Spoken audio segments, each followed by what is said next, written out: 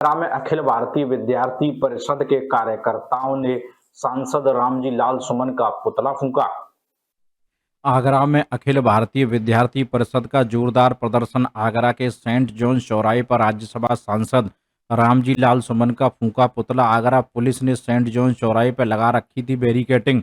अखिल भारतीय विद्यार्थी परिषद के छात्रों ने बैरिकेडिंग निकलने का प्रयास किया। पुलिस ने अखिल भारतीय विद्यार्थी परिषद के छात्रों को बैरिकेडिंग से नहीं निकलने दिया।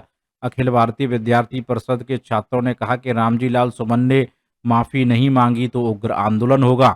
अमन गुप्ता, आगरा समाचार 24।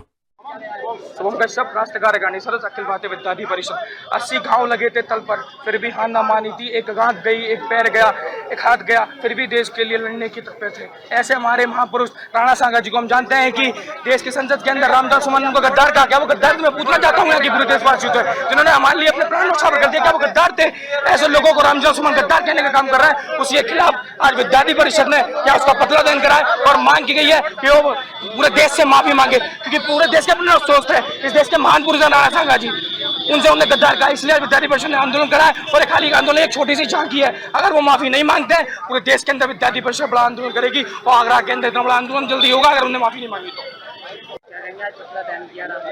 जैसा कि हमने कुछ दिनों पूर्व देखा कि देश की सबसे बड़ी पंचायत कही जाने वाली हमारी संसद, जहां पर कि हमारे देश के नए कानून बनते हैं, नए कानूनों में संशोधन होता है और सभी भारतीयों के हितों के लिए फैसले लिए जाते हैं। उस संसद में एक हमारे आगरा के ही राज्यसभा सांसद, जिनका नाम की रामजी लाल सुमन है, उन्होंने हमारे वीर महापुरुष महाराणा सांगा बदनाम करने का कार्य किया है। हमने देखा कि उन्होंने बदनाम करने का कार्य करते हुए उन्होंने कहा कि महाराणा सांगा गद्दार थे और उन्होंने बाबर को भारत में आने का न्योता दिया, वो भी इब्राहिम लोधी से लड़ने के लिए।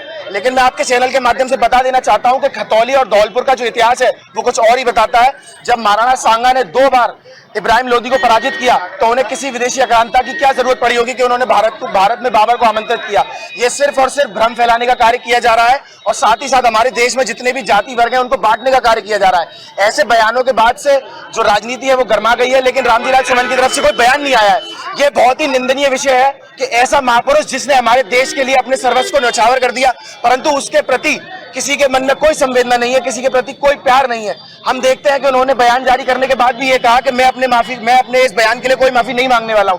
तो हम ये ऐलान कर देना चाहते हैं, ये पुतला दहन सिर्फ एक आह्वान है। पूरे देश विरोधी जितने भी ताकतें हैं पूरे भारत में, उन सभी का पुतला इसी प्रकार से दहन होगा अगर उन्होंने हमारे वीर महापुरुषों के बारे में या हमारे किसी भी भारतीय भाई के बारे में कुछ गलत बात कही तो।